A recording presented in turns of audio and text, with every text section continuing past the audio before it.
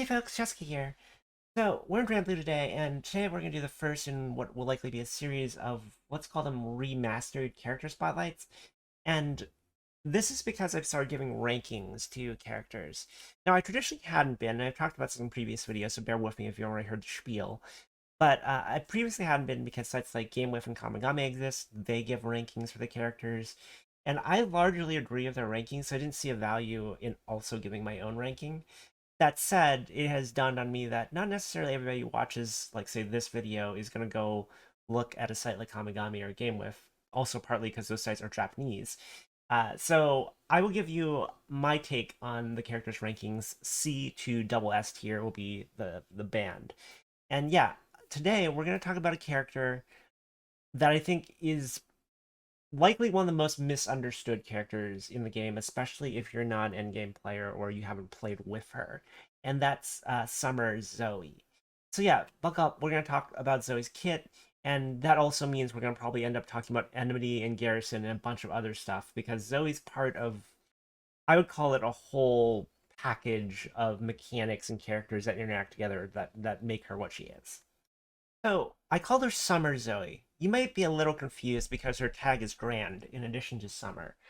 Zoe was originally a summer character, a swimsuit character. It's why her OG outfit is her in a swimsuit.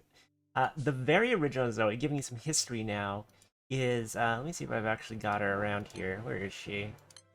The original Zoe was a promo unit of all things, and it's where is she?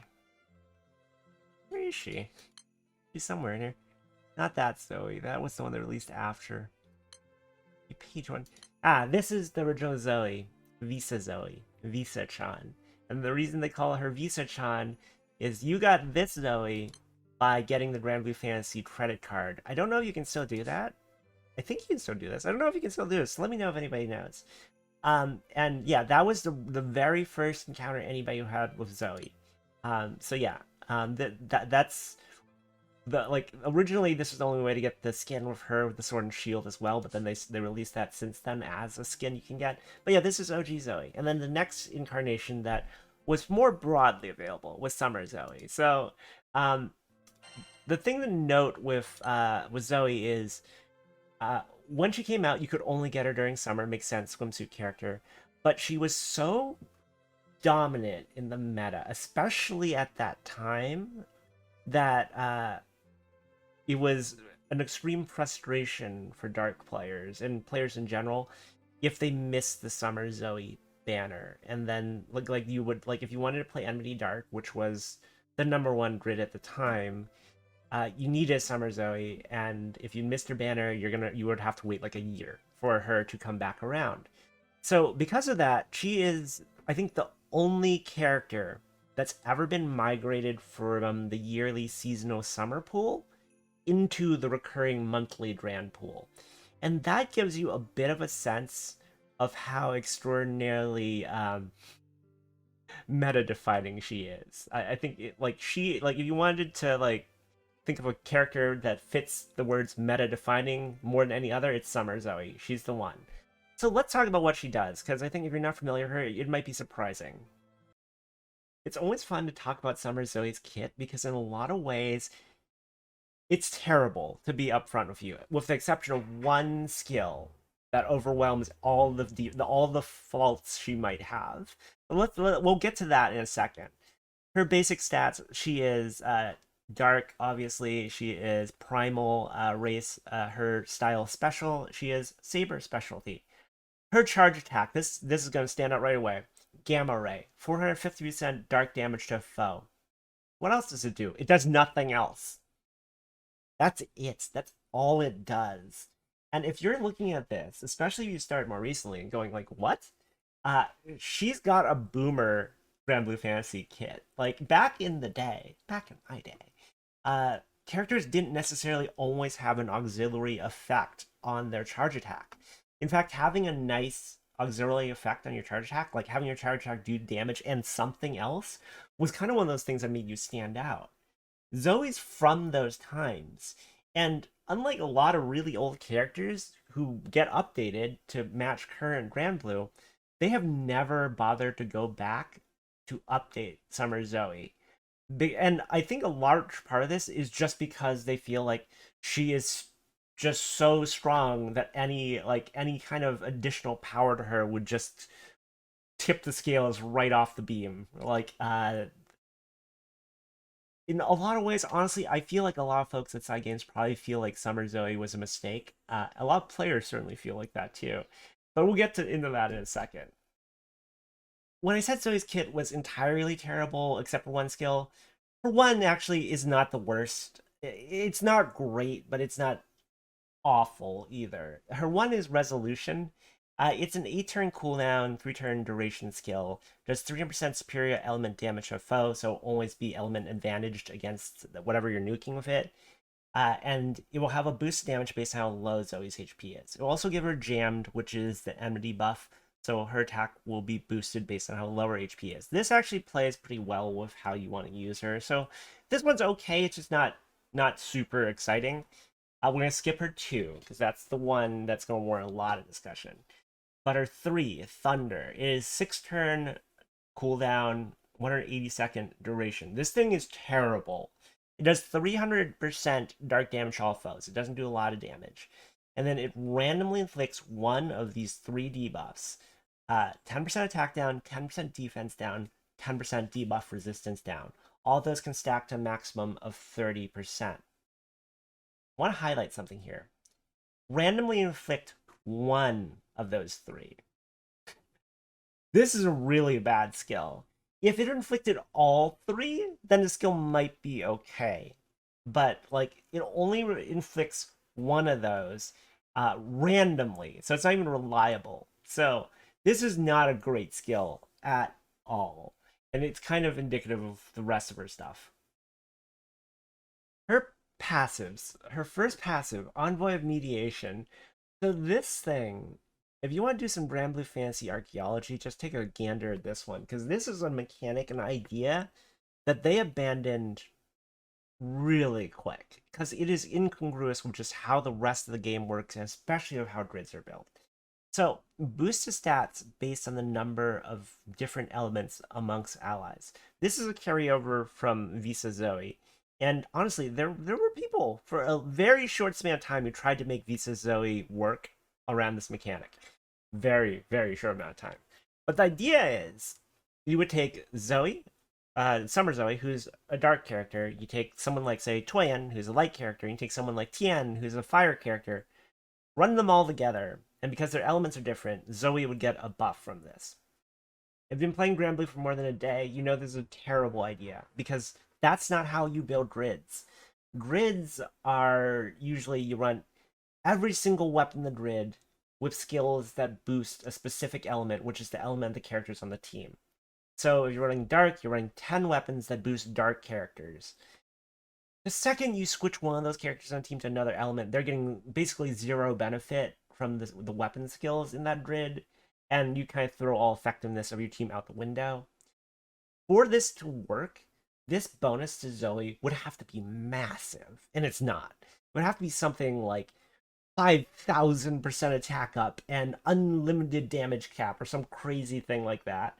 And it's not. Like, the numbers here, if you have 4 different elements, so of Jita, because she counts as well, Zoe, Toya, and Esser, on that team, Zoe would get 60% attack up, 30% defense up, 40% double attack up, 12% triple attack up. She doesn't even get damage cap up.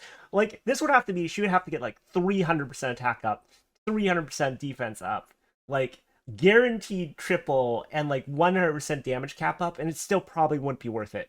Like, it would have to be nuts for this thing to be worth it, and it's not. So yeah, I'm laughing because it hurts to read this thing. Her extended mastery support skill against her mirror image upon taking big damage. This, in theory, could be good if it worked with her 2, which we'll get to in a second, but it doesn't. Her 2 does not trigger this, and so this likely is not going to have much effect at all. Okay, well, Zoe's terrible. Why does everyone say she's 10.0 and you need to have her to play Dark? It's because of her 2. Conjunction. This is, in one button, the most powerful skill in the game. And to understand that, we're gonna have to spend a lot of time talking about it, but let's just read what it does right now. Its cooldown is a whopping 14 turns. It has a 4-turn duration. It sets all allies' HP to 1. All allies gain unchallenged and drain.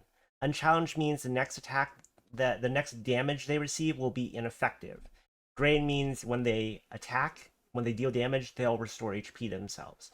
Every single part of this skill is important. I don't want you to just look at the set allies HP to 1. I want you to remember that it gives them challenge and drain too, because I think some people forget this if they don't play Zooey. You might be, if you're newer, you might be like, why is that a good thing to set your allies HP to 1? Well, we have to talk Enmity to understand that fully. So let's start talking Enmity, and let's actually look at a grid real quick. We cannot really talk about Enmity without talking about Gisla. Now, I'm not going to go too far into the Enmity discussion because I did a full video on Enmity, and I'll link in the description down below if you want to know more of the nuances, but a preface on Enmity is going to be important to understanding why Zooey's good. So yes, Gisla. This is a notorious weapon in the Granblue community. It's kind of a meme in a lot of ways. In fact, it's such a meme that Games, the company that makes this game, actually released a body pillow that is Gisla. That's a real thing. You might have seen it if you've been playing for a while. That's a real thing. And that's because Gisla is one of the most powerful weapons in the game in the right team, and heavily abused throughout the history of Granblue by Summer Zooey teams. So its charge attack has blind on it. That's fine. But it's a big boost to Dark Allies attack and the medium boost to Dark Allies attack based on how low HP is. So it's kind of the quintessential Enmity weapon. If this format looks familiar to you, it's basically a reverse Eden. Eden is a big boost to Light Allies attack, and then a medium boost to Light Allies attack based on how high their HP is, so they're exactly reversed in a lot of ways. But the thing that makes Gisla powerful is Enmity is a much stronger effect than Stamina.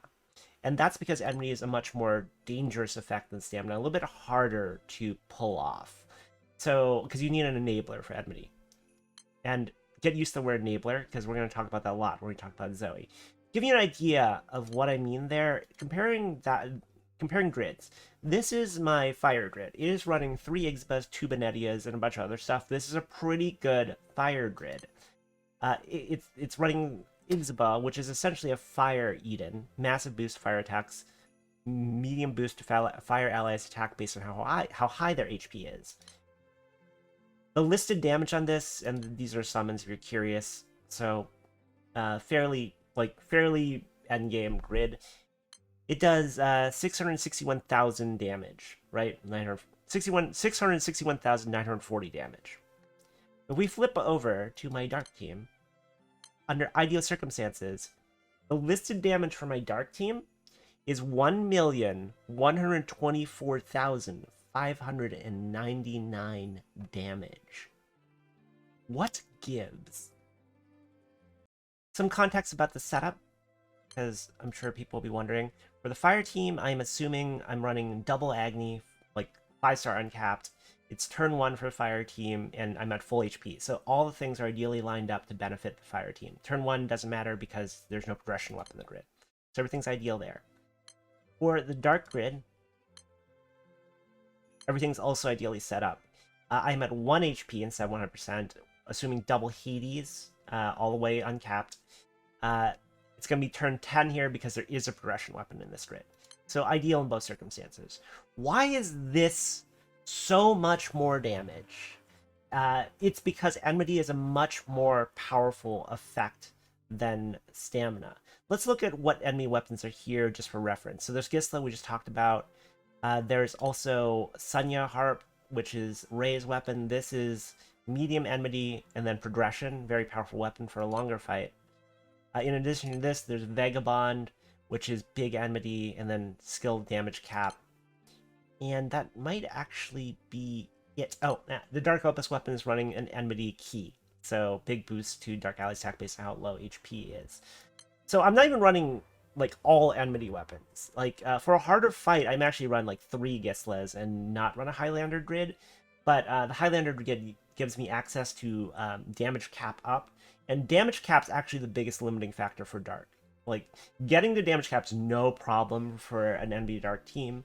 Uh, Raising that damage cap is kind of what Dark teams are dedicating all their energy to. So that's like contextually what the difference between those two grids are. But let's look at the numbers, because I think that will elucidate why Enmity is so powerful. So here's the two charts. The wiki makes this super simple. So let's see, Igzaba or Eden or whatever is medium stamina. Attack increases as HP increases. At skill level 15, which those weapons are, at 100% health, you get 9.56% extra attack. That might not seem like a big number, but remember, this is a different multiplier than normal attack. So this is actually massive. Same thing with Enmity. So 9.56, remember that number. That's under ideal circumstances for stamina. Ideal circumstances for Enmity. At 1 HP for medium Enmity at skill level 15, which is gets the 30% extra attack. It is fully over three times as powerful as stamina. At 100% HP, you get 0 bonus, and then it scales between 0 and 30 the closer you get to 1 HP. Stamina, similarly, I believe your stamina bonus turns off below 25%. It doesn't turn off at 1 HP. That's important to know about stamina. You don't need to go to 1 to turn off stamina. It turns off at below 25%. So yeah, that's the difference between two. Just know that in ideal circumstances, Enmity, way more powerful than stamina. And the reason why Zooey is so freaking nuts is there's nothing else in the game that really reliably lets you get the maximum Enmity bonus so reliably. Because for a lot of other teams, you will likely have to get hit by the boss, which is unreliable because the boss might not hit you. This is a big issue for like farming setups and raids and whatnot. Or the boss might hit you so hard you just die. Or or you have enablers, but they do things like lower their health by 30%, by 25%. You might be running a weapon in your grid that lowers it by 20%. You might have something that ticks you for damage over the course of several turns. It's all slow or unreliable. Zooey sets everybody to 1. You go from very little damage to over 1 million listed damage in my grid with just one button press. That's why Zooey is freaking nuts for a lot of fights.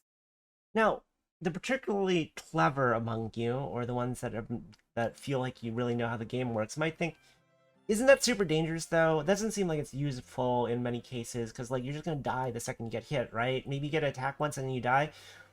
There's a couple problems with that argument, because people have been making that argument about Zooey since she came out. And typically they're people who don't play Enmity Dark. Not to call anybody out, but that's usually who I hear that argument from. In the years, because Zooey's been out for years since Zooey's come out, Zooey's never fallen off. Zooey is used everywhere for all kinds of fights, farming and HL content. And there's a very specific reason why Zooey is more broken than you think she is. And that is, as we mentioned, yeah, she does lower your HP to 1. But she also gives you Unchallenged for a turn and gives you Drain for 4 turns. And what effectively this means is while you might think at a glance Zooey's really unsafe, she's actually quite safe. Quite safe. Because while everyone's at 1, they are immune for 1 turn to damage. And because they drain, what happens is, whatever happens that turn doesn't matter. And the drain will actually let everyone get their HP up enough to be safe. Because you'll do 1 attack that turn on everybody, assuming you're not doing skill damage as well.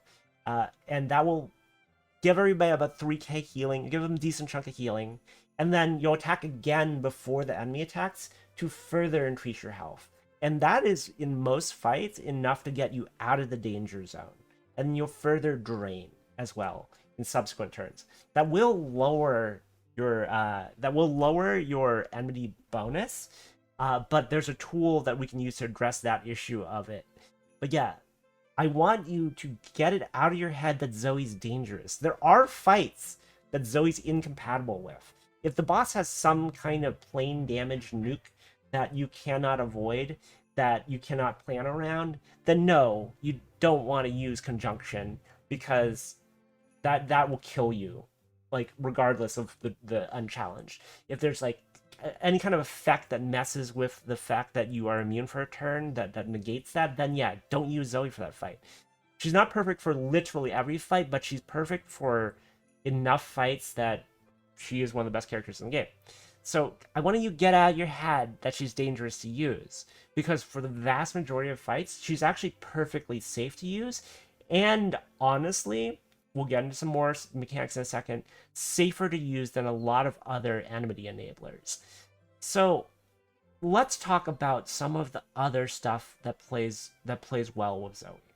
So for a long time, people actually considered it a major problem that Zoe's Drain would heal you too much. It would disable your Enmity too much because it's healing you over the course of 4 turns, and by the time you get all your attacks off over 4 turns, it could well heal you above 50% health. You still get an Enmity bonus at that point, but it's not the maximum bonus.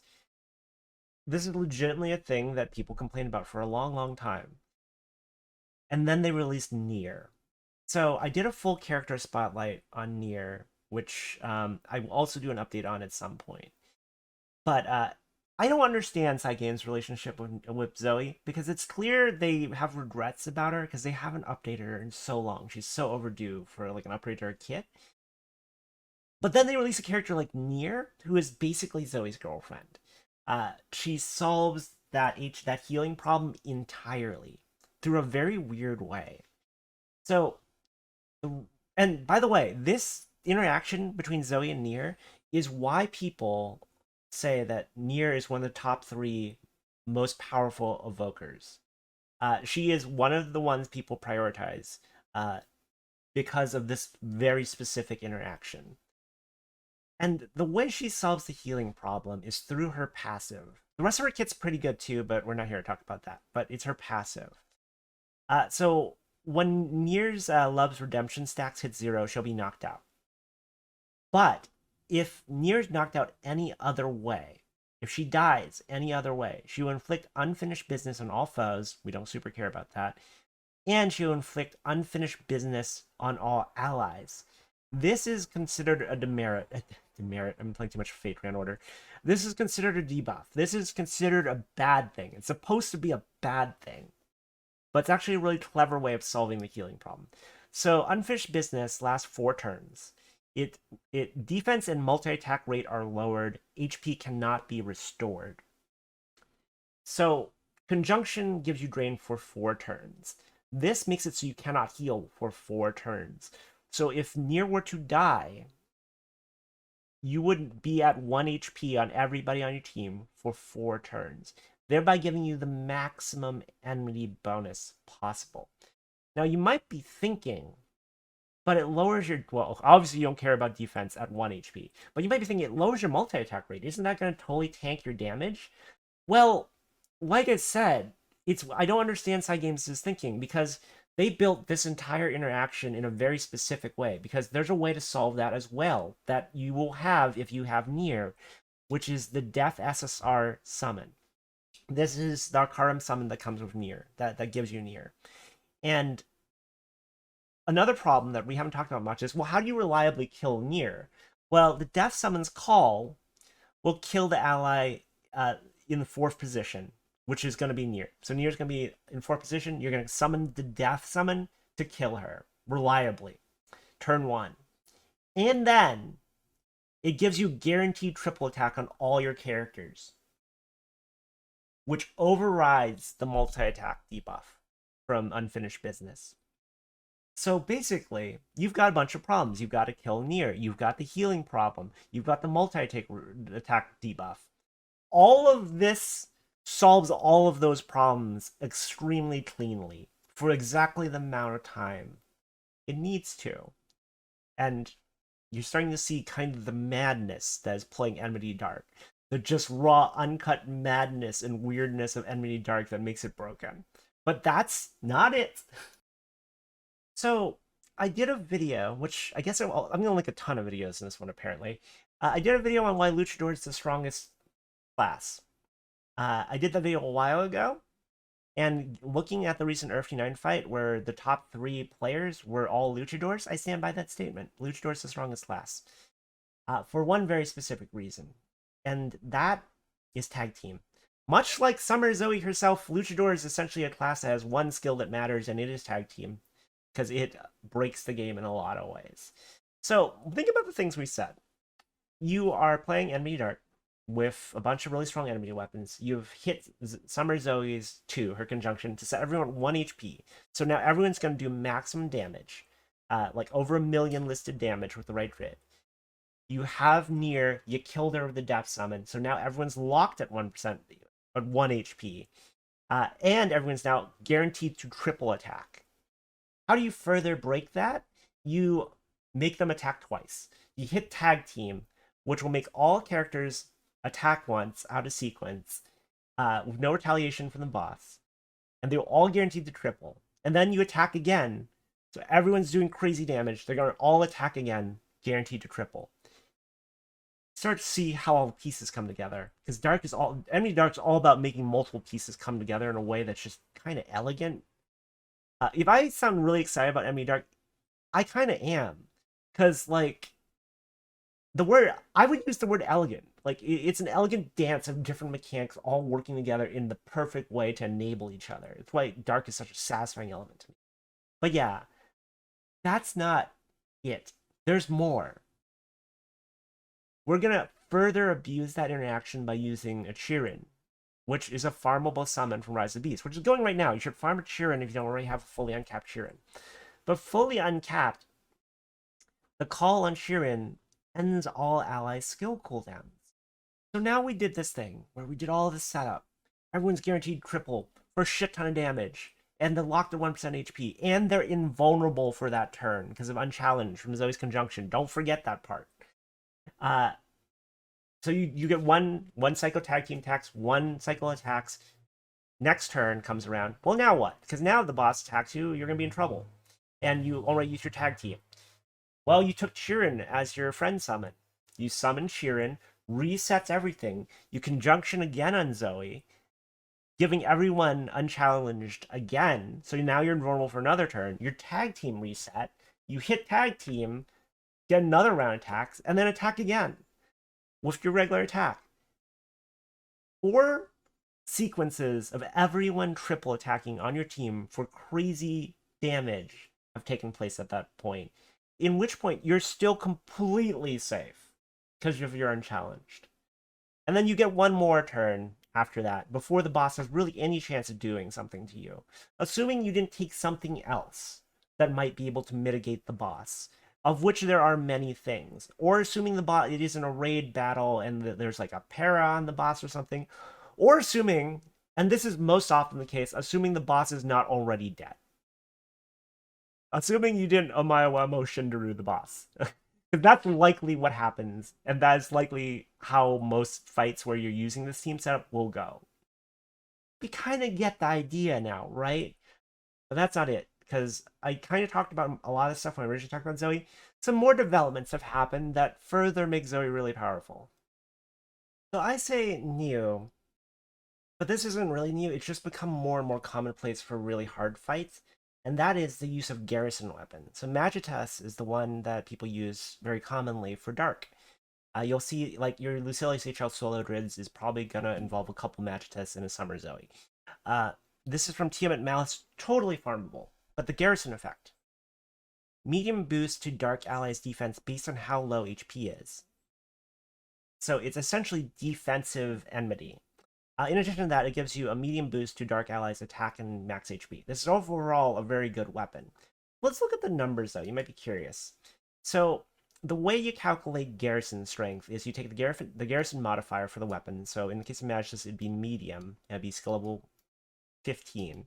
So that'd be a 10. And then you multiply it by the HP modifiers. So similarly to Enmity, you multiply it by whatever modifier you get out of this table.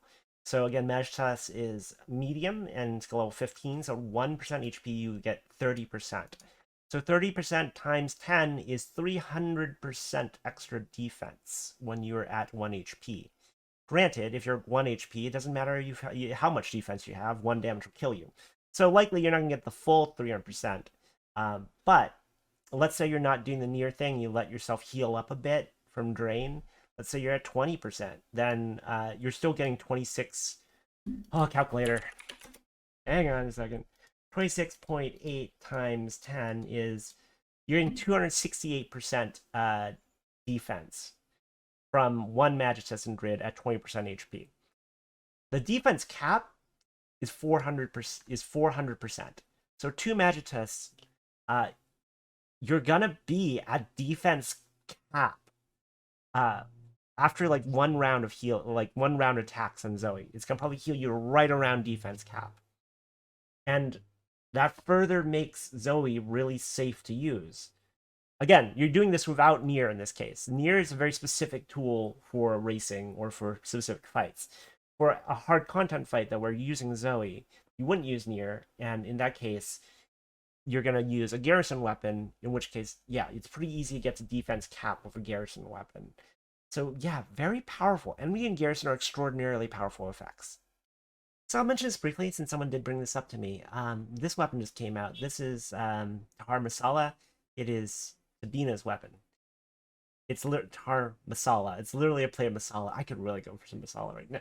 That's neither here nor there. So yes, this thing's pretty good actually. So it's medium boost to, hang on, my head's in the way. Pull it up. Medium boost to Dark Allies attack, small boost to Dark Allies attack based on low HP, so small enmity, and then big boost to Allies attack. So it's got 3 attack skills on it, so this thing's pretty good. And then take 20% worth of max HP in damage at the start of the battle. So some people have brought up, doesn't that enable Enmity? Does this mean if you have this, you don't need a Summer Zooey? Well, there's a couple problems. One, yeah, it does start to enable Enmity, and this same kind of weapon also exists for other elements. Like, this isn't the first bloodshed weapon, but yeah, the issue here is it doesn't really enable it that much. And granted, I don't actually know. Someone let me know in the comments if you know this. But I assume this 20% doesn't scale with a primal summon. Like, I assume if you're running double Hades, this doesn't become like 60% or something. I'm a little bit curious though. Let me know. I do have questions in that regard. And I assume if you take multiple copies, it would further lower it. But there's an issue there as well. Dark typically for farming setups at least wants to run Highlander because it needs the extra damage cap. And if you're running 2 of these, you're not getting the extra damage cap. So that's one issue right there. Other issue is, let's just look at where where the numbers on this are. So if you're taking 20% damage, that'd be starting at 80% health. So you would be in this band. You'd be getting 2.8% extra damage from Enmity. That's not really turned on at all. Because remember, at 1 HP, which is what you have for Summer Zooey, it's 30%. That's a pretty big difference. So yeah, this thing's okay, but like it's not enough.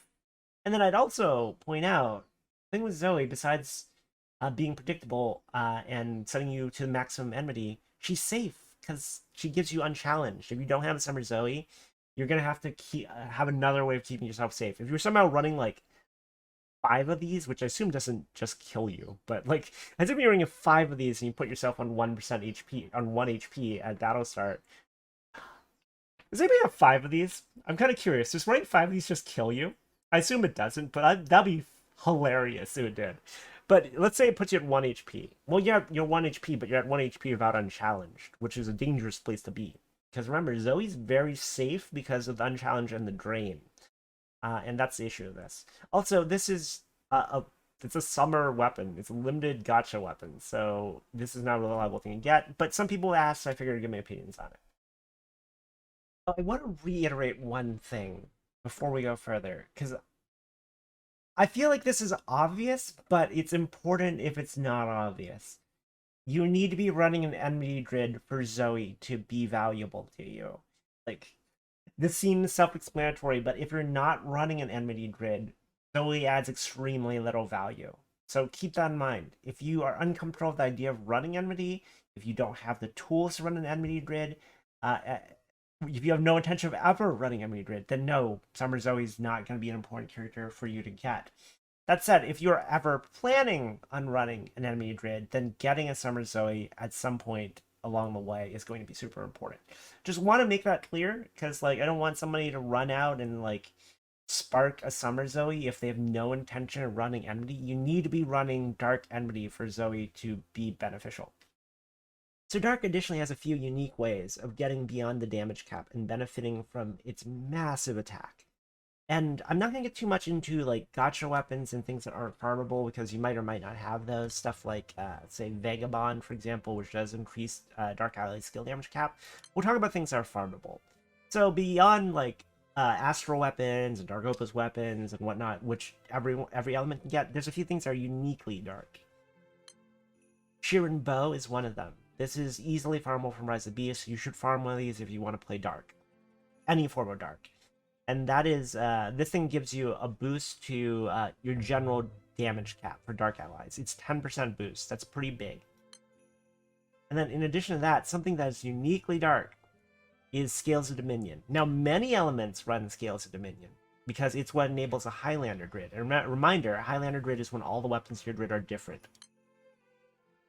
And other elements run it because of this skill, Absolute Equality. Absolute Equality is a boost to attack and damage cap when all weapons that are equipped are different. Lots of elements, especially Earth, use this weapon because of this. But note that this is a dark weapon, and it's got this skill, Graphite Arts, boost to dark allies skill damage cap. All those other elements that use this weapon aren't getting the full benefit. Dark is the only element that can benefit from this part of it, which is just further a nice bonus. And all this is to say, Summer Zoe aligns with a lot of different things to make her super powerful.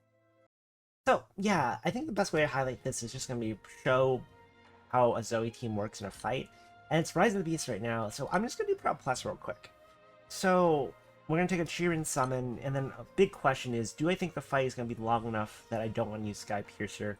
I don't want to talk too much about Sky Piercer. It's a superlative weapon. I did a video on it, but the net effect is it's a tremendously powerful weapon, but does damage Jita, so it will eventually kill her. So the fight's really long. I don't really want to use it, and I'm trying to think, does that mean, basically, can I kill this thing in 2 turns?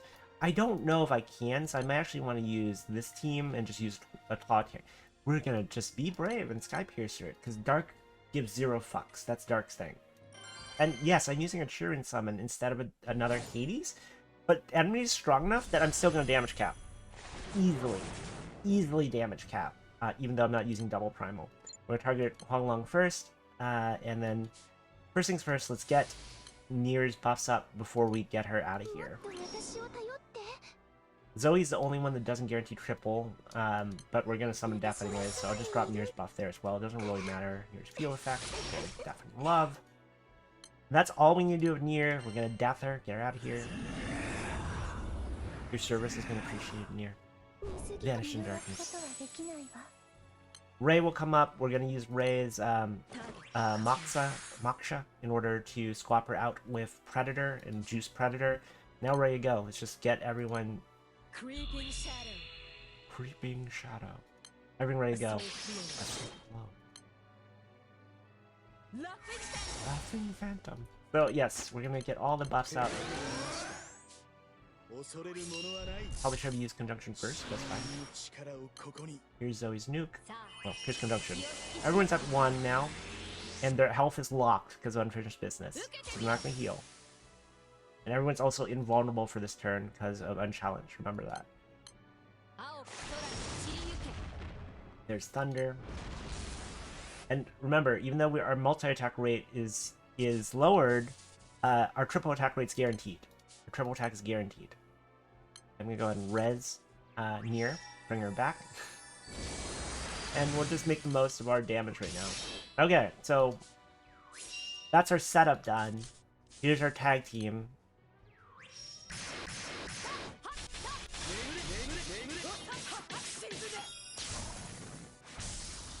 And yeah, Huanglong's gonna be dead in a second here.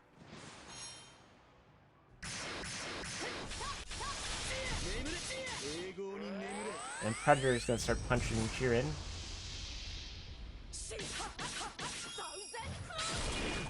1,000 claws. Sheeran's gonna try and do something, I guess. There's a tick of damage on Jita from Skypiercer, but it doesn't matter because Luchador has guts. So she survived that, she won't survive the next one, but the fight's about to be over. So now, we're gonna summon Sheeran, reset everything. And Predator wasn't around for Nier dying, that's why her HP is healed a bit. This is about how much healing you would get if Nier weren't around. So she's about, like, at, what, 40% health? And that's why Zoe's safe, because in a hard fight, you heal yourself considerably. Lower health again. All their buffs up. Hit 6's stuff up. Conjunction again, thereby making us invulnerable again. It's turn 2, by the way. Don't forget, this is turn 2. We're gonna tag team Sheeran.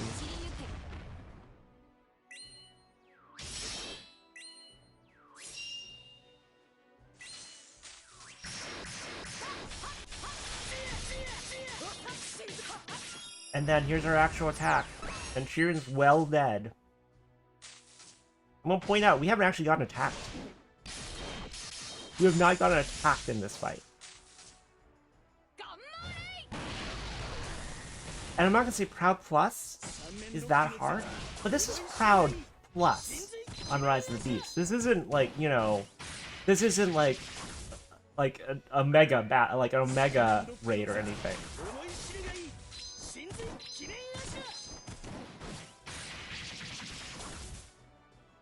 Like,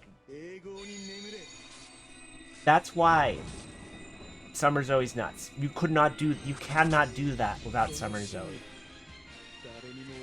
See what we got. I'm curious now. She doesn't actually drop anything. It's just mats, right?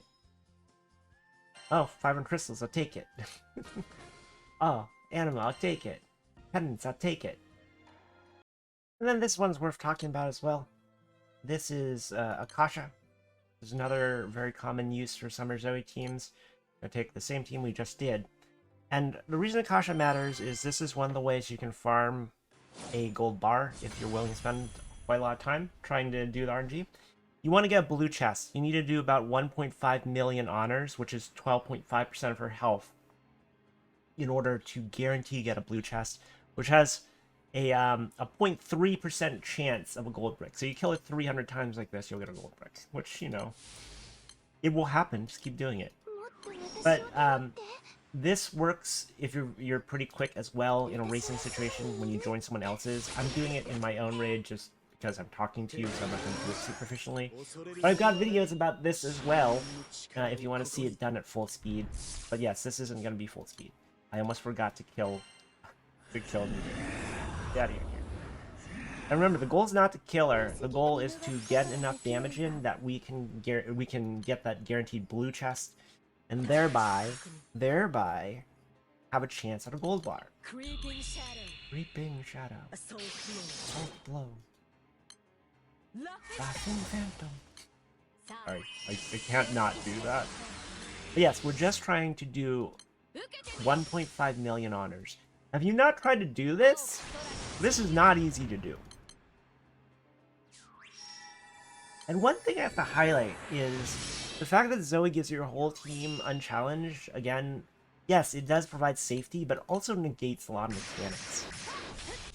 Like in Lucilia's HL fights, there's definitely points where you as a dark player, you bypass the mechanic by using Zoe's conjunction. Yeah, you put yourself at 1 HP, but you're invulnerable, thereby negating some of the really damaging stuff you might do. That's a thing. So we're at what is it? What is that? 665,000 honors right now. Let's try. Get countered. We're gonna cheer in, do it again.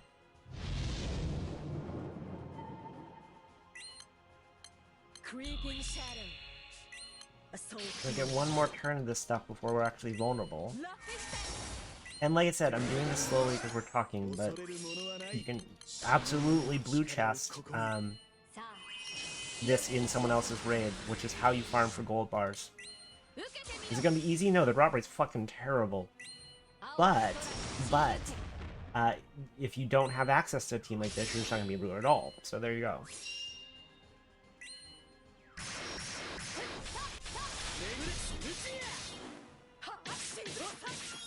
Alright, we're at let's see, 1 million. So we need another 500,000 or so honor. That gets us at 1,381,000 honor. But remember, we're not dead yet. Jita's dead, because Skypiercer's gonna kill her. But everyone else is still fine.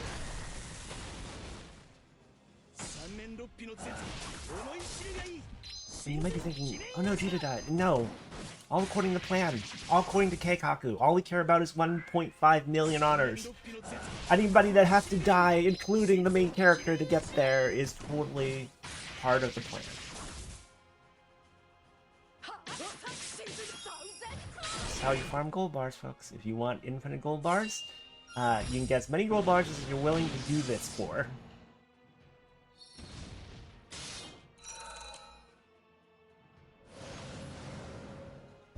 Okay, so now Nier's back, gives us thirsting. Not gonna talk too much about it, but basically thirsting makes it so you recover damage to HP, and you can recover once from knockout. It's a good effect. Nier is very good, for more reasons than just to die. But yes, we'll attack now. There you go, 1.5 million honors. That's a blue chest, and this is the point we call for help, because well, we're not trying to solo Akasha, we're just trying to get the blue chest, because that's all we need to do. We are guaranteed to get a blue chest here. So, yeah, I'm not gonna... This will take however long it takes. A bunch of Dark Luchas are probably gonna roll in and try and punch the boss as well. Yep, Dark Lucha, Wind Lucha, that's an interesting choice. Dark Lucha. Everyone else in here is doing basically the same thing. So, yeah, you get an idea of why Zoe's a super meta character. Right, this thing's almost dead, and we are still alive, apparently. Ray just cold stared there, by the way, which will neutralize the next attack, essentially. So again, Dark has a lot of tools that make being on low HP not that big a deal. I have a whole playlist dedicated to this nonsense called Dark doing Dark Things. I'll link that as well, since I'm linking everything, if anybody's curious. But I figured I'd tune in case anyone wants to see if you got a good one. I always want the camera rolling just in case. You never know. Oh, fight's over. We end up doing almost 3 mil. If I wasn't talking, I probably could do 3 mil. There's a guaranteed blue chest. Give me a gold bar! Give me a gold bar. Give me a gold bar. You wanna give me a gold bar? Give me a gold bar. Gold bar? Gold bar? Yeah. God, etc. Like I said, 0.3% chance, but that's better than 0% chance. So I want to highlight one more thing, and I'll also give you conclusions as I do this, but this is grid I'm using. I just want to show how Zoe performs on a longer fight where you will get hit without a Nier effect locking you at 1 HP, because I think some people just need to see how safe she is to really understand, because I think a lot of people are very nervous about using her, and it's not really warranted. If you have a Summer Zoe and you play her for a bit, you'll get it pretty quick, but let's just do a Metatron, because Metatron's a longer fight, and we will get hit, but we're running double Garrison weapons as should the grid, so we'll be fine. Also, I'm running Zoe back row because I'm going to swap her in here. So let me set this up, and then I'll just let it go, and we'll talk conclusions and ranking and all that. So first things first, swap Zoe and Nier, or swap Ray and Zoe rather, and then start using all of Zoe's stuff, Conjunction and Nukes. Now this seems interesting. I'm running Kalulu and Black Knight because they have an interesting interaction with Zoe as well, in that they both auto-nuke if they are low HP, so works very well with Zoe. There used to be a racing setup, in fact, where people would use Black Knight, Kalulu, and then Soldier Jita with John Doe. John Doe is the Soldier class weapon, and all those characters would auto-nuke, and that's how you would race with a Dark team. I always forget to use the Woodcutter song first. Woodcutter song requires skill usage of some animals, but whatever, that's not the thing we're showing. Okay, so yeah. No one's gonna die, and in some ways this is even safer than being on full health because we're running 2 Garrison weapons. So right now we're about at defense cap. And the thing that's nice about this, and note that healing like 7k with those hits. So like everyone's pretty well healed. There's auto nukes. I'm not running ideal skill damage cap setup, by the way. If I were, though, those would do even more damage. But yeah, we're totally fine. This turn we don't have the protection, but we're not going to need it. But yeah, in some ways, having Zooey and Garrison weapons is safer than just having Garrison weapons. Because Garrison, remember, turns on as you take more and more damage. But if you get really hit really hard while at full health when you have 0 defense bonus from Garrison, you might very well just die. Where with Zooey, you're gonna be at low health, and then probably maximum defense from Garrison weapons. So you're actually probably safer because your Garrison's fully turned on, as opposed to not having it and being at full health where your Garrison's fully turned off. That first hit might just destroy you. Like, you never know. So like, in that way, Zoe's safer than not having a Zooey, which is kind of counterintuitive, but it's true. Anyway, let me let this turn play out, and then I'll just put on full auto, and then we'll talk more. Yeah. I'm kind of curious if this skill damage team comes back now that there's a supplemental skill damage weapon for Dark. Granted, it's a gotcha weapon, so no, that's not a gotcha weapon. It's from the Malice raid. But yeah, I'm kind of curious if this will actually come back, since that weapon is farmable. I think Kalulu said this. Okay, so we're just gonna turn off the music so I can talk, and we'll leave on full auto. Anyway, what can I really say at this point? Let's just get to rankings. I think I've got a pretty good case for why Zoe's pretty good, but how does she rank? So, full context, the scale is going to go from C to double S. So C tier means bad character. Not really any notable redeeming value. They're just not particularly good at anything. There's not a niche they fill that they excel at all. A B tier character is like okay. Like they do some things all right. Like they're generally okay, and then there might be a niche that they're kind of good at. An A tier character is just generally good for everything, or they are very good at a specific niche. An S tier character is exceptionally good at everything. You want to take them everywhere, or they are the best in their particular niche that they fill. And then a double S tier character is a meta-defining character, a character that really sets the bar for how that element plays. So we're going to rank them on 3 vectors that I think are important. We're going to rank them on how they do for quick fights, so 1-turn kill to 5-turn kill tops. How they do for high difficulty content, so really hard fights like, say, Lucilius HL, like any Battle System 2.0 fights, harder fights. And then how they do for full auto. So how well they do just hit full auto and let them go, as we're doing right now effectively. So for quick fights, Zoe's double S tier. Kind of the queen of quick fights. We pretty conclusively showed this when we did a 2-turn kill on Proud Plus, Huanglong, and Jiren. For high difficulty content, I would say she's S tier, not double S tier. Because there's going to be some fights where you don't want to take her. She's just not going to make sense for some fights. They're like, for the fights where she works really well in, she's going to be great. But there's just some fights where there's just something about it that makes her kit not really function the way it should. Lucilius HL is a great example of a fight where you wouldn't think you would bring Summer Zoe, but a lot of people bring Summer Zoe to Lucilius HL because, yeah, she can negate some mechanics by the fact that she has an on-demand unchallenge for the whole team, in addition to how she interacts with Garrison weapons. You get the idea. For a full auto fight, I would actually say Zoe's probably between a C and a B. She doesn't bring much to full auto, to be honest. She's probably, like, I'm more inclined to say she's a B tier, because you can hit conjunction and then turn on full auto and let it go, as we're doing here. So she's not quite the worst at full auto, but she's between a C and a B for full auto. She doesn't bring much for full auto. There's many better options for full auto. So where does that put her overall? I would say that Zoe is easily double S tier. That should be obvious that was going to be the rating I gave her at this point. If you look at it through the lens of meta-defining character, that's her. You can't play this style of Enmity Dark without a Summer Zoe. She's clearly the thing that enables it, and that's the definition of a meta-defining character. So yeah, double S here for Zoe. Only thing she's really bad at, and even then, like, bad is kind of a relative thing. Um, Full auto is the only thing she's really bad at. She doesn't bring much there besides just enabling you to start off from a nice spot with conjunction. But yeah, let me know in the comments. I'm super curious what you think of Summer Zoe. She was very divisive as a character when she came out. I think people have largely gotten over it, and they're like, "That's just how Zoe plays. That's just Zoe. That's just dark, being dark." Like people have just gotten used to all of that by now.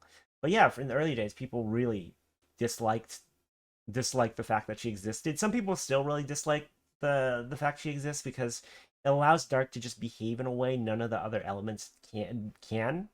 Honestly, Dark plays like a different playing Enemy Dark feels like you're playing a different game sometimes. Feels like you're playing a puzzle game as opposed to like an RPG. But yeah, I don't. There's like a 0% chance that he's gonna get nerfed. She's been like this for years and years and years and years. She's always been like this. Um, in the early days, people were like, "Yeah, Zoe's definitely getting nerfed." Never happened. In fact, she's gotten stronger. They keep on adding things that make her better. And by the way, Zoe will conjunction on full auto, so that's why I gave her a B as opposed to a C. She's bad, but she's not that bad at full auto. So you just saw that happen. But yes, if anything, they've just made her stronger with the addition of Nier, with like the relevance of enmity weapons being increased, with the Death SSR summon, with various other things. They just keep making Zoe better and better because Enmity Dark is basically the soul of how Dark plays, and to nerf Summer Zoe would be to be nerfing that whole archetype, which is basically the whole element, which seems unlikely that they'll do. But to be fair, not everyone likes the playstyle of Enmity Dark. Some people really hate the idea of high risk, high reward. Some people really hate the idea of sacrificing characters. They don't want to kill Nier in order to get the bonus. They don't want Jita to get killed by Skypiercer. They don't want everyone to be on 1% HP and just on 1 HP and on the edge of death all the time. It's just not comfortable for them. That's fine. That's what stamina is for. But if you are willing to take that risk, that's how you achieve true power. That's how you achieve, like, you know, the next level of power out of Dark. But yeah, this has been the character spotlight for Summer Zoe. I'll be going back through and revising spotlights of various characters. I'm going to note that we're about 50%. No one's died yet. So yeah, no, Zoe's pretty safe. Like, everyone's just going on full auto. No one's died. If you've liked this video, like, comment, subscribe, all that YouTube stuff. And if you take one thing away from this, I just want to, if you're not familiar with Zoe, I want you to get it out of your head that she's a risky character, that she's a niche character, that using her will get you killed, that she's not usable in actual content. She absolutely is. I've pretty clearly showed that. She's a very safe character. In that you can control everything. Like, everything about her is consistent and repeatable. Like, the fact that she sets you to 1 HP, the fact that Nier locks you at 1 HP, the fact that the Death Summon gives everyone guaranteed triple, the fact that she guarantees negates an attack. These are all guaranteed things. The fact that you are guaranteed to get a second cycle attacks out tag team, the fact that you can guarantee reset everything. There's nothing to chance. Like, it's all according to plan. It's all according to Keikaku with Summer Zoe, with Grand Zoe now. Yeah, I'm going to highlight. She's the only character that's made the jump from Swimsuit to Grand. So yep, that's been the character spotlight for Zoe. Hope you like this. Let me know what you think of her down below. Like, comment, subscribe, all the YouTube stuff. I'll catch you guys in the next one. Bye!